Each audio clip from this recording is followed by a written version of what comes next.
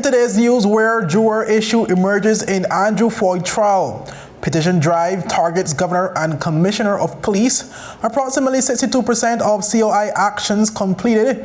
CRC weighs in on referenda. And KPMG awarded airport development contract. Viewers, these and more stories when 284 News return. Orange alert! Fire is spreading across the BVI. The fastest, most reliable, and affordable fiber internet service is here for you. Look out for fire in these new locations: Slaney, Duff Bottom, Manual Reef, Seacows Bay, Albion, Hannah's, Palestina, Pleasant Valley, and Havers. Fiber is in your area. Call 444-4444 or visit a CCT store to find out more and bring it home. More locations coming soon.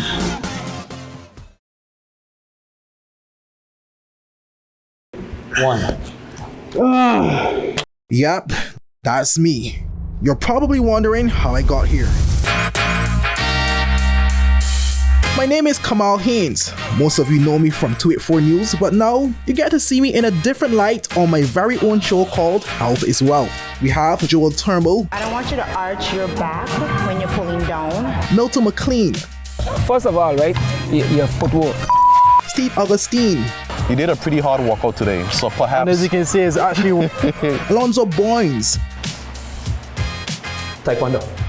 Adam Murrows. I'll speak as if you're an absolute beginner. I am an absolute beginner. You are an absolute beginner. And Seth Graham. It bites. It will bite. Get your water, get your fruits and veggies, and experience a wealth of knowledge about getting healthy.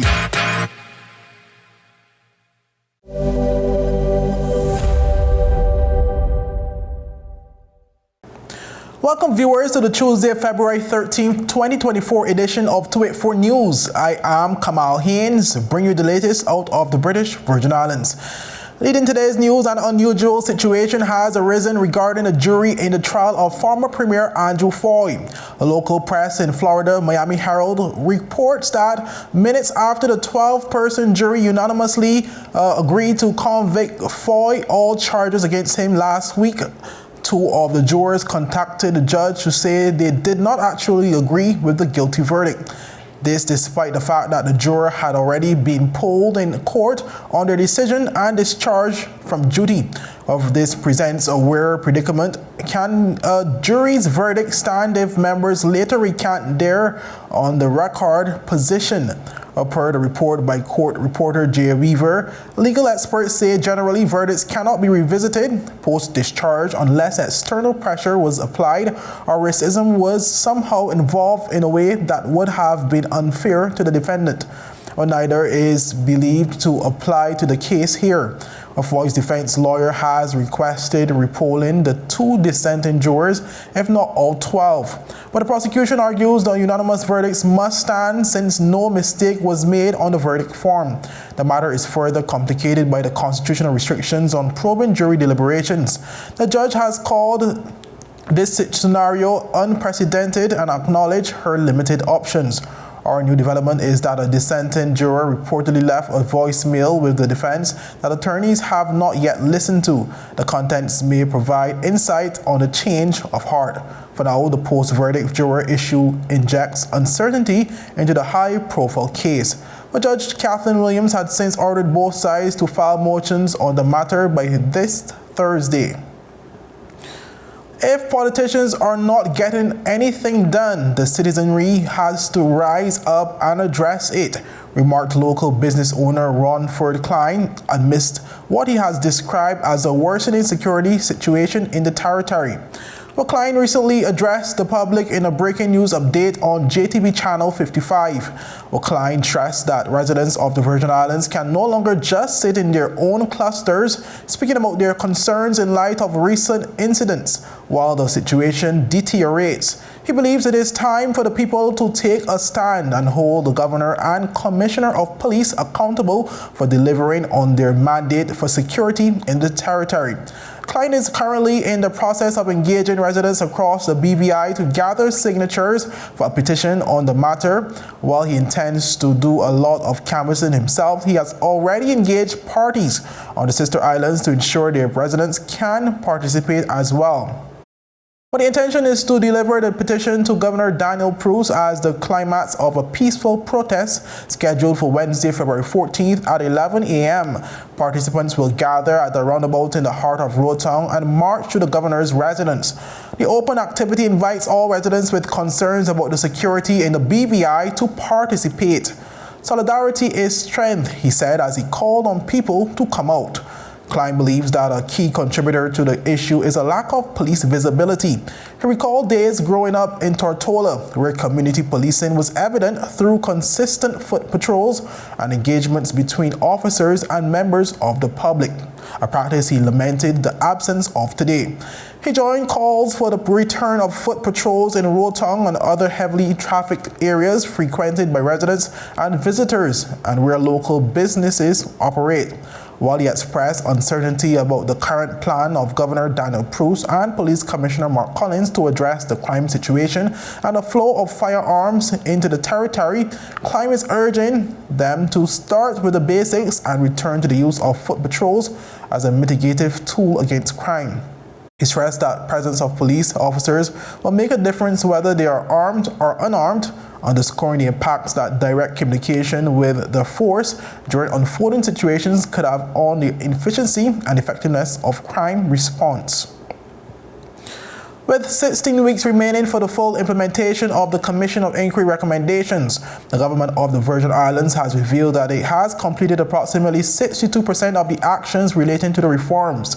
Premier Dr. The Honorable Natalia Wheatley, in a recent update, revealed that his government's divided approximately 50 COI recommendations and related initiatives into 131 actions as a better strategy to complete the outstanding reforms by the May 2024 deadline.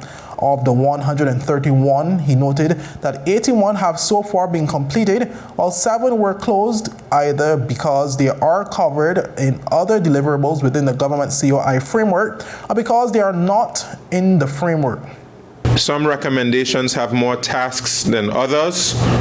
All actions are not weighted equally, as some actions require more work or are more complicated than others. This is a shared responsibility between the elected government, the governor's group, and the House of Assembly. I will focus mainly on the areas under the elected government and the House of Assembly. The Premier, while noting that the majority of the remaining reforms are well on the way to a timely completion, revealed that they are now categorized into 3 groups, namely green, amber, and red. Premier Wheatley listed 7 recommendations on the green list and said they represent a significant portion of the actions that have not yet been completed, many of which are underway. Once completed, the Premier said it will take his government's overall reform completion into the region of at least 75%.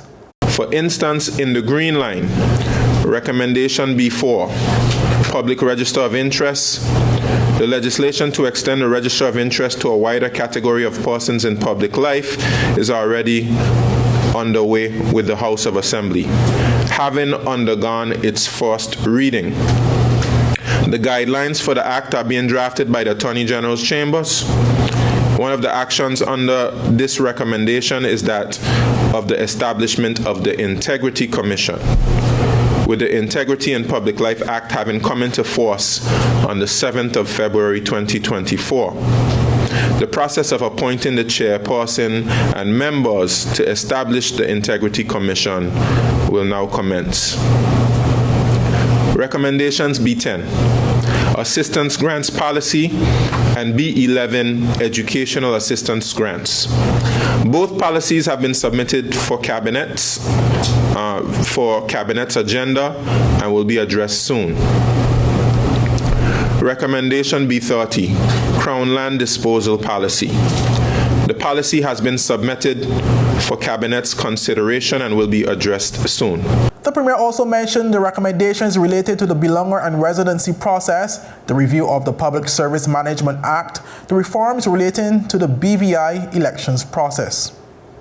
The draft immigration policy has been presented to me and will be uploaded for Cabinet's consideration in the next few days. Once the policy is finalized and approved, the process for translating it into legislation and having that legislation enacted into law will take place. The government expects that we will have the policy finalized in a few weeks at most. Recommendation B36, Review of the Public Service Management Act. The draft bill is being reviewed by the Deputy Governor's Office and the Attorney General's Chambers. Once the bill is finalized, it will be taken to Cabinet for consideration and approval, and then to the House of Assembly for consideration and approval. Again, there's optimism that this can be completed in a fairly short time, since a lot of work has already been covered. As it relates to the amber category, Premier Wheatley said it represents actions that are not overdue, but which require critical attention to ensure that they all remain on track. On the amber line, we have recommendation B01, revision of the COI Act. The Deputy Governor's Office is working on drafting instructions. Once this stage is finalized, instructions can be issued for the legislation to be drafted. Recommendation B25, Statutory Board Reform. The Statutory Board Policy and Action Plan have been approved by Cabinet, and the Cabinet paper is being drafted. Meanwhile, in the red category, Premier Wheatley noted that items listed under this section were not an indication that they were past due or failed. He said the category acts as a flag to pay particular attention to those actions so that they can be brought in line within time. In terms of recommendations and actions that are on the red line, recommendation A01, HOA Discretionary Powers Policy.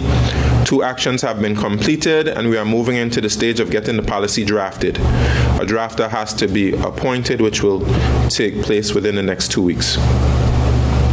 Recommendation A04, Audits and Investigations. Most of the audits and investigations are completed. The action related to financial recovery is the only remaining action. This action is being led by the Governor and Attorney General's Chambers and the Director of Public Prosecutions. Cabinet has to be formally informed of what measures have been put in place for financial recovery. Recommendation B07, Public Assistance Grants. This comprises 6 actions. 3 are completed and 1 is in progress. The policy and action plan are being finalized, following which instructions will have to be issued for the drafting of legislation and regulations. Recommendation B30, Crown Land Disposal Policy. There are a couple of actions that are critical to meeting the target of having amended legislation in place. Recommendation B42, reforms to the criminal procedure rules. Drafting instructions have been issued and drafting is complete.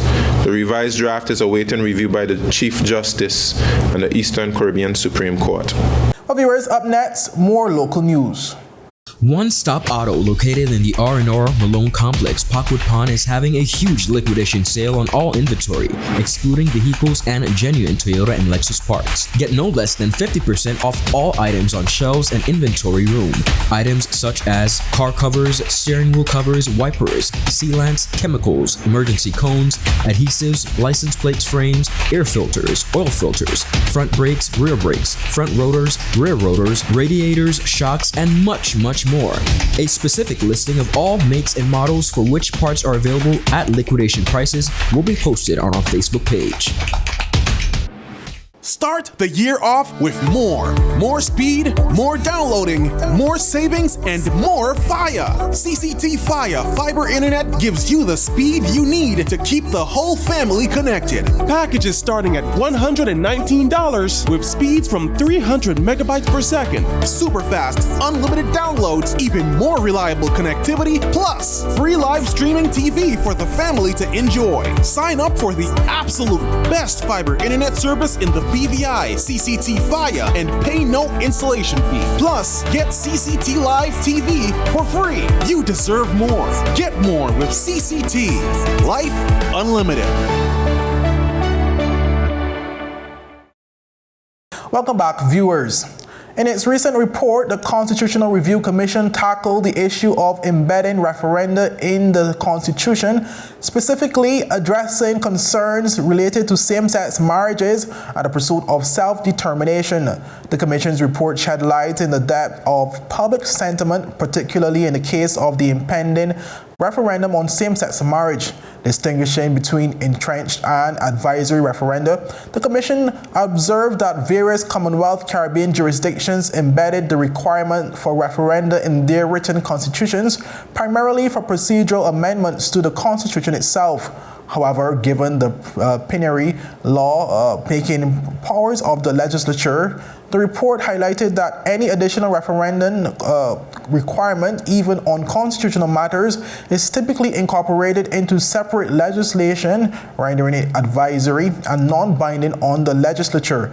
Where the Commission expressed confidence in the Territories' existing Referendum Act 2002, asserting its adequacy for conducting advisory referenda within the legislature's law-making powers.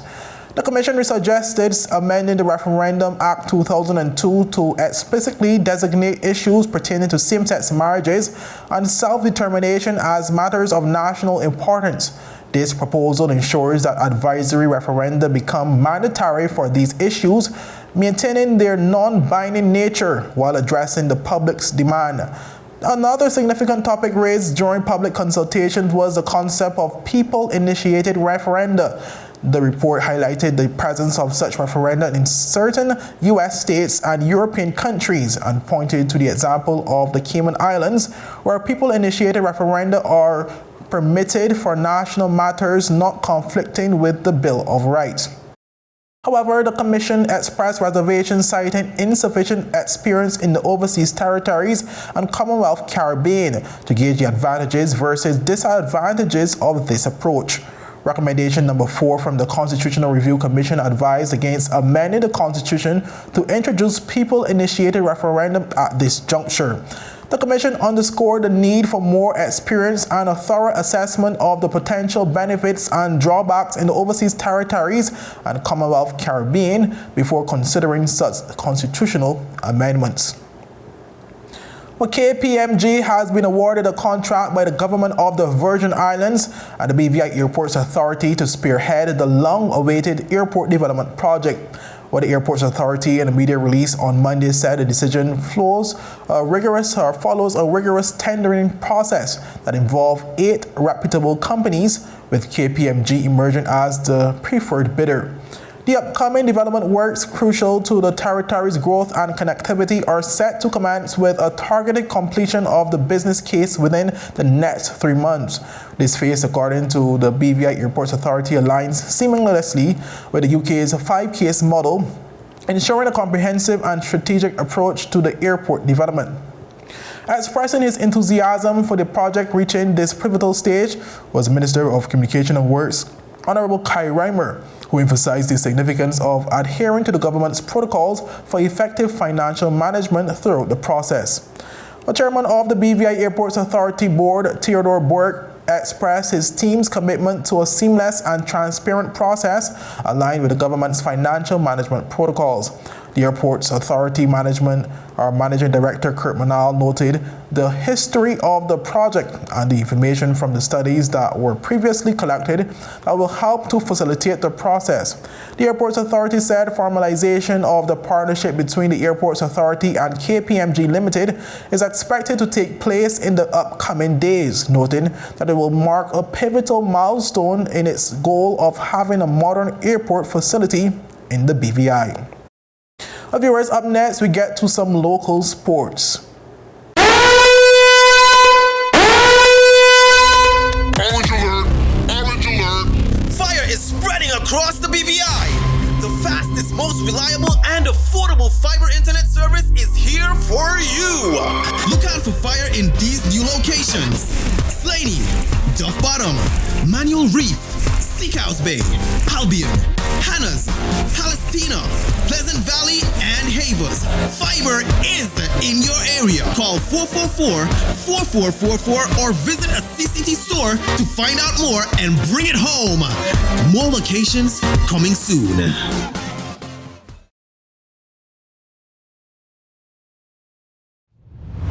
Some claim that the age of a true gentleman is far behind us, but here at 284 Media, we disagree. He may appear in different guises today, but the values and ideals that make him a gent still stand. 284 Media proudly presents The Art of a Distinguished Gentleman with yours truly, Ron Grant, a show poised to help guide modern-day men into 21st century distinguished gentlemen. Don't worry, it's not all about suits and bow ties, but raw, real-life lessons that translate to grounded, community-minded, well-rounded men. The Art of a Distinguished Gentleman, Season 5, a 284 Media production.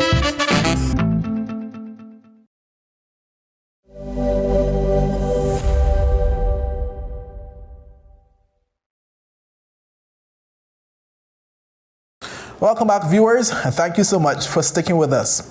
16 teams will be contesting in this year's Virgin Islands Volleyball Association Power League. Of the sum, 6 will contest in the men's division, 4 in the women's A division, and 6 in the women's B division. Speaking at the league's opening ceremony on Saturday, President of the Virgin Islands Volleyball Association, Willis Potter, said he was impressed with the resurgence in the men's division, which continues to rebound following a decline in the number over the years. It's really good to see the number of teams standing on this court today. This is the first in a while that I've seen more than 4 teams in the men's division. I want to say welcome back to the Virgin Garda Hawks. We really miss you guys over here. And we're planning to be in Virgin Garda the weekend of the 16th of March for games on that island. So make plans for that, look ahead for that. We'll discuss details later. We had a group of young men that represented the territory just recently as our under-23 men's national team. This year, those boys are going to stick together, most of them. A few of them are in other teams, but the main core of the team is together. President Potter also highlighted the overall increase of teams in the women's divisions, but noted that the work is still needed to increase the number in the A division. We're going to do some work on the A division because this year our A division only has 4 teams in it. Kiss my ace. Kiss my ace. Phoenix Red. Raw Power. And Fireball, a new team. We want to welcome you to the league. This is a group mostly that transitioned from the B division into the A division and trying their wits at the higher level. Thank you guys for the effort. Continue to grow. Our B division has grown as well. I think last year we had about 5 teams. This year we have 7 teams in the B division. Returning from last year, our runner-up from last year, were the VG Hawks. And every team that, the other returning team in this group is HLSCC. And all the teams that stand between them are brand new. So we have Spikers, High Impact, Firebird. Listen to this name, School Them. Potter also spoke about the importance of documenting statistical information during the games, which he said will assist with the development of players. That's always a cry. That's always a cry how this sporting at 20-something kills or 20-something bigs. Because we're using portions sometimes that are not so familiar with the terminologies and the individual skills. So stats could be, but if we can get some veterans to volunteer some time to sit behind this counter and help us with keeping stats, we could be more accurate. Now, the importance of stats. We have a lot of youngsters here with the potential to move to another level in volleyball, to go to college. When the college calls, what do they want? They want stats. How high does she jump? How many kills does he have? block assist. Meanwhile, Minister for Education and Sports Honorable Shari De Castro said she was pleased to see the large turnout of the females in the discipline. De Castro said her ministry has been partnering with the relevant stakeholders to contribute to the development of volleyball in the BVI, starting at the grassroots level. One of the first things I noticed is how many women are standing here in front of us today. So I want to give you a special round of applause because it's really great to see women and young women in sports, and as we continue to elevate in all areas of sports, I'm happy to see President Executive that we're seeing this in volleyball in the territory. Of course, men, I will acknowledge you as well. You've been holding the fort for quite some time, and so overall I just want to acknowledge the executive and really for their support of the Ministry of Education, Youth Affairs and Sports. Through the Department of Youth Affairs and Sports, we've been partnering with the Volleyball Association to put on after-school programs throughout the territory. And we believe in partnership with the small staff complement at DYAS, with the federations and the associations that we have in the territory. We believe that through partnership, through ensuring that we give the requisite funding, that we would be able to support the development of grassroots sports in the territory as well as in our schools. We did have some professional development through the coach that came in that visited quite a number of our schools, worked with our PE teachers, and so I just want to really appreciate the work of the association that makes it easy for the government to partner with you and ultimately seek to develop the sport and grow it from strength to strength.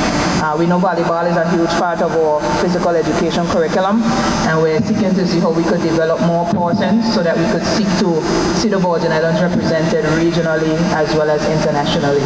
Our viewers, games are played weekly on Saturdays and Sundays in the 3 divisions. Our viewers, before we sign off, I want to remind you all of the BVI Tourist Board's Jost Lime and Dine event on the beautiful island of Jost Van Dyke. The next line will be tomorrow, Wednesday, February 14th, and the New Horizon Ferry will be departing the West End Ferry Terminal at 6 p.m. and returning at 10:45 p.m. Patrons will have a total of 15 locations to choose from, all of which are evenly spread across the island.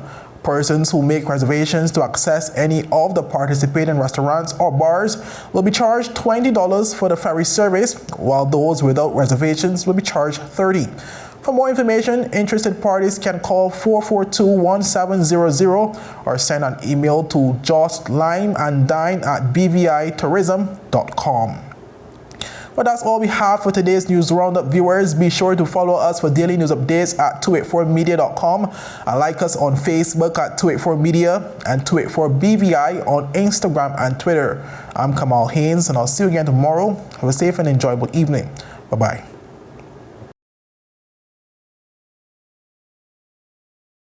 Just over the seas, there's a very authentic and natural dining experience that you can't afford to miss. Jost Lime and Dine is for the linemen and dining enthusiasts, as the island of Jost Van Dyke opens its shores for extra hours of fun for 4 nights in January and 8 nights in February. Ferries leave West End at 6 p.m. on selected days and return at 10:45 p.m., giving you ample time to bar hop or drop by your favorite restaurants to enjoy the catch of the day or whatever your heart desires from the bounty of menus presented. You pay $20 to go, and we cover the cost of your return. Come knowing that an unmatched experience awaits you every Saturday in January and every Wednesday and Saturday in February. And Valentine's Day falls on a Wednesday. So make plans now to join us for Valentine's night on Jost Van Dyke. Come for the lime or come for the dine, because we lime it. And we dine in on Jost Van Dyke. All January and February 2024. Check the BVI Food Fed page on Facebook for more details. To make a reservation, call 442-1700 Monday through Saturday, 10 a.m. to 4:45 p.m. or email jostlimeanddine@bvitourism.com anytime. Orange alert! Orange alert! Fire is spreading across the BVI. The fastest, most reliable, and affordable fiber internet service is here for you. Look out for fire in these new locations: Slaney, Duff Bottom, Manual Reef, Seacows Bay, Albion, Hannah's, Palestina, Pleasant Valley, and Havers. Fiber is in your area. Call 444-4444 or visit a CCT store to find out more and bring it home. More locations coming soon.